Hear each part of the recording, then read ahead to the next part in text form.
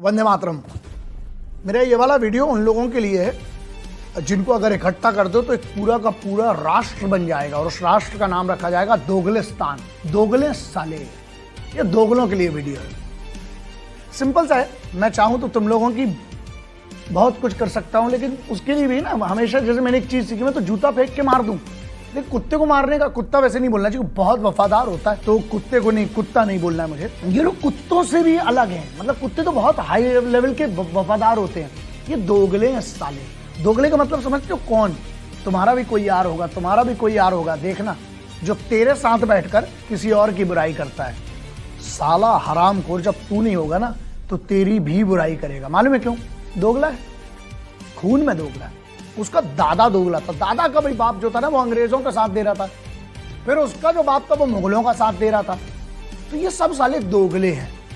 अब आगे आ गए। और सुनो, जात पात की बात मत करना, है ना, क्योंकि अपने इधर लफड़ा क्या है, तुम बोल दो वंदे मातरम, भारत माता की जय, तो बोलेंगे तुम बीजेपी के हो गए।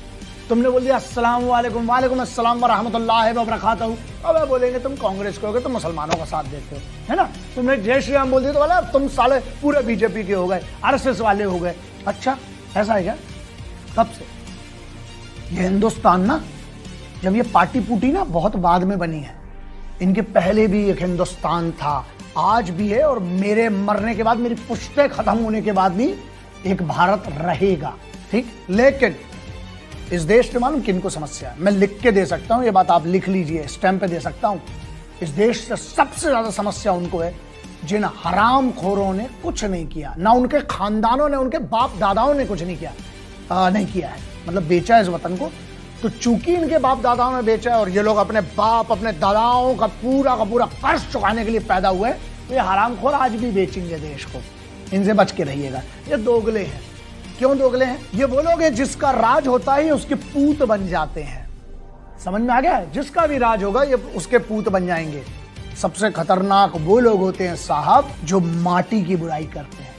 कहीं आप ऐसों के साथ उठते बैठते तो नहीं? सोचिएगा जरूर, क्योंकि अगर आप उठते बैठते हैं तो चोर को इज्जत और कुत्ते को शुद्धगी हजम नहीं होता। तो अब आप देख लीजिए कि इस पूरे गेम में चोर कौन है, कुत्ता कौन है और शुद्धगी किसको खिलाया जा रहा है। लेकिन समस्या कुछ नहीं है, बोलने का अधिकार है ना। आर्टिकल 19 पर सब बात करते हैं। आर्टिकल 19 है, हम वतन की खिलाफत कर सकते हैं, बिल्कुल करिए भाई, बिल्कुल है। आर्टिकल 19 है, उसी संविधान में ना आर्टिकल 51 अल्फा भी है जो आपको 11 फंडामेंटल ड्यूटीज देता है कम से कम। लेकिन हम वो नहीं करेंगे, क्यों? नाम तो 19 के बाद साला पढ़ा ही नहीं। अच्छा, और 1 क्या है? प्रीएम्बल क्या है कॉन्स्टिट्यूशन का? पढ़े लिखे ना खालिस्तान, और 16 दूनी 8। लेकिन आप देख लीजिए, यदि आप अपने बाप दादा परदादा नाना पर नाना का आप अगर आप उनकी विरासत चला रहे हैं, मतलब अगर वो दोगले थे तो तुम भी दोगले होगे, इसमें कोई शक नहीं है। बिल्कुल करो, है ना, करना चाहिए, क्योंकि तुम दोगले हो। और जो दोगलों के साथ बैठ रहे हैं वो कहलाते हैं बहुत बड़े, समझ तो गए हो यार, बड़े समझदार लोग हैं आज के, है ना। गाली तो हम ऐसी दे सकते हैं कि आहा 4 दिन देंगे ना तो रिपीट नहीं होगी, इतनी आती है। लेकिन जुबान दी है ना कि ऑनलाइन गाली नहीं बकूंगा, तो मैं तो अपने पर अड़ा हूं।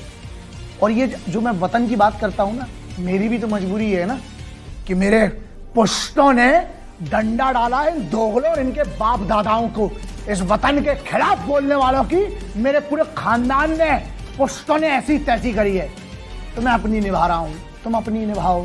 देखना कौन काट रहा है, कौन कटवा रहा है, किसके लिए वतन आज भी इनकलाब भारत माता की जय है, किसके लिए वतन बुरा है।